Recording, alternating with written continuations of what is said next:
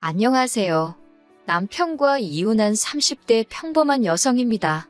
하지만 제가 남편과 이혼하게 된 이유는 결코 평범하지 않네요. 지금 이렇게 펜을 든 이유도 사실 생각할수록 어이없고 괘씸해서 남편이고 어머님이고 한번 개망신이라도 당하라고 하다못해 최소한 자기들이 얼마나 저질스러운 족속들인지 깨닫기라도 했으면 해서예요. 남편과는 사회생활을 하다가 알게 된 사이입니다. 누가 특별히 남녀 사이로 소개를 해준 건 아니고 건너 알게 되었다가 자연스럽게 가까워졌다고 해야 할까요? 그렇게 대략 4, 5년을 알고 지내다가 우연한 기회로 연인 사이까지 발전했네요. 이후로 2년간 연애를 하곤 결혼까지 하게 되었지요. 사실 저는 매사에 좀 심드렁한 편이에요. 원래는 이 정도까지는 아니었는데 어머니를 잃고 나서 성격이 바뀌었어요. 아버지는 제가 아주 어렸을 때 진작에 돌아가셨고요.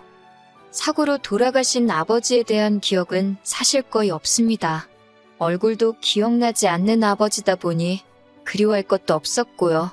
그래도 어머니가 넘치는 사랑을 주셔서 기죽지 않고 잘할 수 있었네요. 하지만 그런 어머니께서도 제가 대학에 들어가고 얼마 지나지 않아 세상을 떠나셨어요. 아마 아버지의 빈자리까지 채워주시려고 남들 하는 고생을 2배, 3배로 하셨던 탓이었겠지요. 그리고 그날은 유난히 화창한 날이었는데 어머니 얼굴색은 그렇지 못했습니다. 저는 어머니의 평소보다 훨씬 피곤해 보이는 모습에 걱정이 되어 병원에 가보시라 했지요. 사실 저희 어머니가 당신 건강에 있어서는 자부심도 엄청나셨고 고집도 한 고집 하셨거든요. 그런데 그때는 당신도 뭔가 이상하다 느끼셨는지 제 이야기를 듣곤 바로 병원에 가시대요. 그리고 며칠 뒤 어머님께선 유방암 말기 진단을 받으셨습니다. 손쓰기도 힘들 만큼 이미 여기저기 전이까지 되었다고요. 그리고 이후로 한 달도 못 버티고 세상을 떠나셨어요. 갑자기 생각지도 못한 상황이 눈앞에 닥치니까 하늘이 무너진 것처럼 슬프고 괴롭고 그런 어머니의 상태를 진작에 알아채지 못한 제 자신이 너무 원망스럽대요. 게다가 이제 어디서 뭐부터 시작해야 할지도 모르겠더군요. 저희 어머니는 3남 2녀 중 맞으셨는데 맞이이자 딸이라는 이유로 큰 희생을 강요당하셨습니다. 고등학교도 마치지 못하고 혼자 서울로 올라와 온갖 고생을 하며 돈을 버셔야 했는데 그 돈은 고스란히 삼촌들의 학비로 들어갔지요. 그러다 저희 아버지를 만나 간신히 가정을 이루셨던 건데 아버지는 하루아침에 세상을 떠나셨으니 저희 어머니 팔자도 참으로 밥복하네요. 그렇게 고생만 하다 가신 어머니의 장례를 어떻게 치러드려야 할지 솔직히 이제 막 20살이 된 제가 알면 뭘 얼마나 알았겠어요. 그런데 정말 야속하게도 삼촌들은 누구 하나 먼저 나서주질 않대요. 소위 먹고 살만한 사람들이었는데 말이에요. 그런데 그때 유일하게 저에게 손 내밀어준 사람이 있었으니 그건 바로 이모였어요. 착하고 순에 빠진 어머니와 달리 자기는 언니처럼은 안 산다며 미국 남자를 만나 미국으로 떠났던 이모요. 이모랑 저희 어머니의 사이는 저도 정확히 뭐라고 표현해야 할지 모르겠네요. 애증이라고 해야 하나? 거기다 지금이야 한국이든 미국이든 뭐 세계 어디에 있건 연락하기가 쉽지만 그때는 그런 상황이 아니었거든요.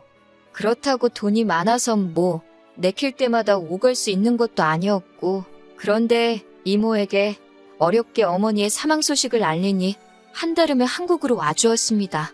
그리고는 이모도 한국을 떠나 있은 지 오래라 많은 것이 낯설었을 텐데도 선뜻 저를 대신해 많은 것들을 처리해 주었어요.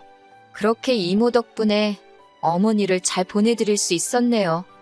이모는 장례가 끝나고 얼마 안 있다가 다시 미국으로 돌아갔습니다. 그리고 이후로는 자주는 아니더라도 이따금씩 서로 소식을 묻고 지냈어요. 이모가 자세히 말한 적은 없지만 느낌상 이모도 사는 게 편치 않다는 것 정도는 알 수 있었지요. 한편 저는 대학을 중퇴하고 곧바로 취업 전선에 뛰어들었습니다. 그리고 다행히 운 좋게 꽤 괜찮은 중소기업에 들어갔어요. 거기서 남편도 만난 거고요. 남편에게는 연애를 시작하고 얼마 지나지 않아 진작에 제 가족관계라던가 소위 약점이 될 만한 건 다 까놓고 말했습니다. 앞서 언급했다시피 매사에 심드렁해지다 보니 싫다는 사람 나도 싫고 간다는 사람 나도 안 잡는다는 식으로 성격도 변해 있었거든요. 그런데 다행이라고 해야 할지 제 이야기를 들은 남편이 저더러 힘들었겠다며 이제 자기가 저에게 힘이 되어주고 싶답니다. 상투적인 표현이긴 했지만 그때만큼은 진심처럼 들렸고 믿고 싶었던 게 사실이에요. 처음 시댁에 인사를 드리러 갔을 때 남편이 어머님께 어느 정도 제 사정을 미리 설명해 놓은 덕분에 크게 난처한 일은 없었어요. 어머님께서 특별히 인자하거나 따뜻하게 맞아주신 건 아니지만 사람마다 표현하는 게 다르잖아요. 성격 자체가 무뚝뚝하신 분이구나 그렇게 생각했지요. 그리고 이것도 다행이라고 해야 할지 재산이라고 하기도 뭐하지만 제 경제적 사정이나 남편 사정이나 별반 차이가 없었어요. 어머님 아버님은 집 한 채 갖고 계신 거랑 최소한의 노후 준비만 되어 있는 상황이라 달리 저희에게 도움을 주실 여유가 없으셨고요. 그래서 자의반타의반으로 반반 결혼을 하게 되었는데 솔직히 이 정도면 제가 많이 처지는 결혼이란 생각이 들진 않았지요. 그런데 이것도 지금에서야 돌이켜 생각해보니 제 착각이었던 모양입니다. 그 일이 있기 전까지 짧다면 짧고 길다면 길었던 제 결혼 생활을 돌이켜보자면 솔직히 녹록지만은 않았어요. 나중에 애라도 태어나면 어머님이 봐주신다 하시니 그렇다고 제가 달리 맡길 친정이 있는 것도 아니고 시댁 근처에 집을 얻으라는데 싫다 할 만한 명분이 없었습니다. 어차피 신혼은 1년만 즐기고 아이를 가질 계획이기도 했으니 좋은 게 좋은 거다 생각하고 시댁 근처에 신혼집을 구했지요. 그런데 이후로 어머님께선 걸핏하면 아버님과 다투셨다던가 당신 집은 물건이 많아서 답답하다는 핑계를 대시며 저희 집을 찾아오셨어요. 뿐만 아니라 걸핏하면 이거 필요하다 저기 가고 싶다 하시며 돈을 말 그대로 뜯어가시기 일쑤였습니다. 여러 가지로 스트레스를 받다 보니 임신은 당연히 되지 않았고요. 결국 견디다 못한 제가 남편에게 도움을 요청해보기도 했지만 별 소용은 없었지요. 한편 결혼식을 마지막으로 이모와는 한동안 만나지 못한 채 계속해서 연락만 주고받고 있었어요. 다만 이모가 신경 쓸까 걱정되기도 하고 잘 지내는 모습만 보여주고 싶어서 시댁 근처에 살면서 받는 스트레스라던가 남편의 무신경함 같은 이야기는 꺼내지 않았네요. 그러다 지난해 봄 이모의 건강이 매우 나빠졌다는 사실을 알게 되었습니다. 처음으로 이모 입에서 한국에서 좀 쉬고 싶다는 이야기가 나왔거든요. 돌아가신 친정어머니처럼 이모도 당신 건강에 관해서는 당당하시고 고집센 분이셨기에 이모의 쉬고 싶다는 말이 예사롭게 들리지 않대요. 그리고 불길한 예감은 빗나가지 않았습니다. 한국으로 들어온 이모의 건강 상태는 말도 못하게 악화되어 있었어요. 의사 말이 먹는 것도 꽤나 부실했던 것 같다며 간신히 영양실조만 면한 상태라나요. 저는 그런 이모를 저희 집으로 모셨습니다. 저를 좋게 봐준 상사 덕분에 대부분의 업무도 집에서 처리할 수 있게 되었고요. 그리고 어떻게 들릴지 모르겠지만 이 모든 결정을 내리는 데 있어서 남편과는 상의하지 않았습니다. 어차피 남편에게 이야기하면 어머님 귀에 들어갈 게 뻔했고 그렇다면 보나마나 좋은 소리는 못 들을 테니 일단 저질러 보자는 생각이었지요. 그리고 아니나 다를까 이모가 저희 집에 오기가 무섭게 어머님으로부터 불호령이 떨어졌어요. 어머님께선 저더러 이게 네 집이냐고 왜 네 마음대로 하느냐고 당신 아들이 헛수아비로 보이냐면서 당장 이모를 내보내라대요. 그 말을 듣는데 순간 울분이 치솟아서 그럼 뭐 저는 어머님 눈에 허수아비라서 그렇게 시도 때도 없이 드나드신 건가요? 열받은 저도 지지 않고 반반 결혼했으니 저한테도 절반의 권한이 있다. 어머님은 언제 저한테 물어보시고 저희 집 드나드셨냐고 따졌습니다. 그때 처음으로 어머님께 할 말은 했던 것 같아요. 아픈 이모긴 했어도 내 가족이 와 있다 생각하니 솔직히 기가 좀 사른 것도 있었지요. 어머님도 처음 보는 제 모습에 당황하셨는지 화가 한풀 꺾인 눈치였네요. 그렇다고 뭐 국악을 그만두신 건 아닙니다. 이후로도 피동피동 살이 오른 제 남편을 앞에 보면서 제가 이모한테 신경 쓰느라 남편한테 소홀해서 얼굴이 반쪽이 됐다는 소리를 아무렇지 않게 하시는 분이셨거든요. 한편 그렇게 이모와 함께 산 지 석 달이 좀 지났을 때였어요. 이모가 저한테 할 말이 있다는데 정말 얼굴이 하얗게 질려서는 말도 못하게 상태가 안 좋더라고요.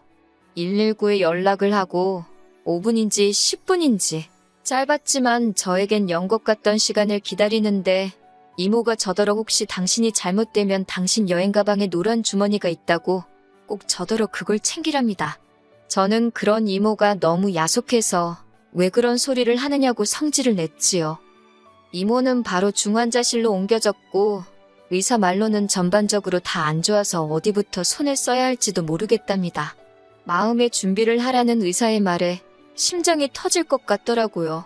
그래도 이제는 더 이상 20살에 아무것도 모르던 울보가 아니었으니 굳게 마음을 먹고 어떻게 이모를 잘 보내드릴 수 있을지 하나씩 준비를 시작했습니다. 그렇게 이모가 중환자실에 들어가 있은 지 일주일쯤 되던 날이었어요. 이때 저는 거의 집에는 들리지 않고 병원에서 숙식을 해결하는 정도였는데 이게 당연히 저희 어머님 눈에는 곱게 보일 리가 없었겠지요. 하지만 저도 할 말은 있습니다. 이모는 저에게 유일한 친정 식구였고 그 사실을 남편은 물론이고 어머님 아버님도 잘 알고 계셨어요. 그런데 셋 중 그 누구도 이모님 건강이 어떤지 상태는 호전되고 있는지 묻는 사람이 없었거든요. 그러니 저라고 그 와중에 집안일이며 살림이 뭐 신경 쓰이기나 했겠어요? 어머님 기분도 제 알 바가 아니었고요. 정말이지 그때 저 결혼 생활에 엄청난 회의감을 느끼고 있었네요. 그런 와중에 찾아오신 어머님은 서운하게 듣지 말라며 저한테 따끔하게 할 말이 있답니다. 그래놓고 하신다는 소리가 이모 장례는 어떻게 할 거냐고 그래요. 그래서 저는 뭐 숨기고 말고 할 것도 없이 솔직히 말했습니다. 남들보다 더 좋게는 못 해드리더라도 남들 하는 만큼은 해서 보내드릴 생각이라고요. 그랬더니 어머님이 그게 돈이 얼마가 드는 줄 알고 하는 소리냐입니다. 순간 제 귀를 의심했어요. 이 와중에 돈이라니 무슨 말씀이 하고 싶은 건가 싶어서요. 그리고 어머님은 계속해서 말을 이어가셨습니다. 저희 이모 장례식 치러주면 뭐 올 사람이나 있냐입니다. 와서 부의금 낼 사람이 몇이나 되냐고요. 장례는 원래 들어오는 부의금으로 치르는 건데 올 사람도 없는데 어쩌려고 그러냐면서 그러면서 하는 말이 그냥 화장이나 하고 간단하게 정리하랍니다. 사람이라면 저런 소리를 저렇게 거리낌 없이 할 수가 있나? 그 생각에 소름이 끼치더군요. 결국 제가 어머님더러 그딴 소리나 하실 거면 기분 나쁘니까 병원에 오지 마시라 했습니다. 부의금이고 나발이고 전 신경 안 쓴다고 제 돈으로 하면 된다고요. 그랬더니 어머님께서 부부 사이에 네 돈 내 돈이 어딨냐며 저더러 웃긴답니다. 제가 벌었어도 공동재산이니까 그렇게 마음대로 쓰면 안 된다나요. 참다 못한 제가 그럼 어머님이 그간 뜯어가신 돈이나 돌려달라고 그리고 어머님은 엄밀히 제3자시지 않냐고 그러니 그 공동재산을 이렇게 쓰던 저렇게 쓰던 신경 끄시라 했습니다. 그리고 결국 며칠 뒤 이모는 세상을 떠났어요. 어머님 아버님은 제 행동과 언행이 괘씸했다는 이유로 장례식에 오지 않으셨지요. 남편 또한 자기가 저희 이모 장례식에 참석하면 어머님과 제 사이가 더 나빠질 거라는 말도 안 되는 핑계를 대며 얼굴만 비추고 갔고요. 이모가 이 꼴을 보면 무슨 생각을 할까? 착잡하기도 하고 분하기도 하고 여러 가지로 복잡한 심정이었네요. 그렇게 이모를 보내주고 저는 남편과 정말 크게 다퉜습니다. 남편이 먼저 저더러 장례식 비용으로 얼마나 썼냐길래 네 돈 달라고 안 하니까 묻지 말라 했거든요. 그런데 남편은 저더러 말을 그따위로 하냐며 시비를 걸었고 저는 저대로 어머님이 돈 가지고 한 소리가 있었으니 남편 질문 자체가 잘못된 거라고 응수했어요. 그러다 제가 1,000만 원 넘게 들었다 하니 남편이 저더러 미쳤답니다. 절 낳아주고 키워준 사람도 아닌데 돈이 썩어나냐고요. 그래서 내가 제일 힘든 순간에 옆에 있어준 사람이라고 그러니 난 하나도 아깝지 않다 했지요. 하지만 남편은 계속해서 그놈의 머리통만 이리저리 저어대며 한다는 소리가 그러면 자기도 자기 어머님 1,000만 원 드리겠답니다. 그래야 공평한 것 같다고요. 그때 그나마 정말 실오라기처럼 남아있던 정내미가 뚝 끊어지는 게 느껴졌어요. 경제학과 나왔다더니 뭘 처배운 건가? 별 생각이 다 들었지요. 그리고 순간 제 입에서 이혼하잔 소리가 튀어나갔습니다. 그런데 막상 뵙고 나니 아차 싶기보단 그래, 진짜 이혼해야겠다, 오히려 확신이 들대요. 남편도 저더러 진심이냐 한번 묻더니 그러잡니다. 그래놓고 한다는 소리가 이모한테 이러면 다음에는 또 누가 어디서 튀어나올지 아냐면서 자기도 이번 일로 저한테 실망을 많이 했대요. 결혼을 했으면 이제 저는 이 집 사람인데 고작 이모 때문에 어떻게 시어머니인 자기 어머니한테 막말을 할 수가 있냐면서. 결론부터 이야기하자면 결국 그 일을 계기로 이혼하게 됐습니다. 막상 두 사람 다 이혼을 원하니까 나라에서 기다리라는 그 시간이 안 가서 죽을 맛이었지 달리 해야 할 일도 어려운 일도 없더라고요. 장례를 치르고 얼마 되지 않아 이혼까지 하고 나니 솔직히 제정신으로 버티기가 힘들었어요. 그래도 주변 친구들과 지인들의 도움으로 조금씩 극복해내고 있었지요. 그러다 지난달에 미루고 미루던 이모의 유품 정리를 했어요. 그리고 거기서 이모가 말했던 노란색 주머니를 발견하곤 저는 정말 기절하는 줄 알았습니다. 그 안에는 샛노란 금덩어리가 여러 개 들어있었거든요. 어떤 건 열쇠 모양을 하고 있고 아주 작지만 두꺼비 모양도 있었고 게다가 제법 알이 큰 다이아가 박힌 보석들도 여러 개 있더군요. 하지만 그것들 사이로 더 눈에 띄는 것이 있었으니 그건 바로 이모의 글씨체가 적힌 메모 한 장이었습니다. 이모는 진작부터 가까이서 저를 보살펴주지 못해서 미안하다며 그런데도 이렇게 제가 당신을 챙겨줘서 고마울 뿐이라 했습니다. 그리고 덧붙이기를 얼마 되지 않겠지만 이모가 알뜰살뜰 모은 재산이라고 언젠가 저에게 도움이 되면 좋겠다는, 사실 더 구구절절한데 그러면 제 사연을 못 끝낼 것 같네요. 에휴. 아무튼 금은방에 가서 물어보니 금은방 주인분도 꽤나 놀란 표정으로 금만 내도 몇 천만 원치는 될 거랍니다. 이모가 남긴 것들은 팔지 않을 거예요. 사실 친정어머니는 그 흔한 귀걸이 한쪽도 남기고 가신 게 없어서 그게 저에겐 늘 한이었거든요. 그래서 이모가 남겨준 선물은 저에겐 무엇과도 바꿀 수 없는 의미가 있지요. 살다가 힘든 순간순간 이렇게 나를 생각해주는 사람이 있었다는 그 사실이 그리워질 때 한 번씩 들여다볼까 해요. 그리고 사람이 마음을 곱게 써야 한다는 말이 참으로 맞는 말입니다. 아버님이 얼마 전 중풍으로 쓰러지셨다대요. 뭐 중풍 때문에 돌아가시고 그러진 않겠지만 전 왠지 어머님의 업보로 아버님이 벌을 받는 것 같단 생각이 들어서, 뭐 하긴 부의금 들어올 곳이 많으실 테니 걱정은 없으시겠네요.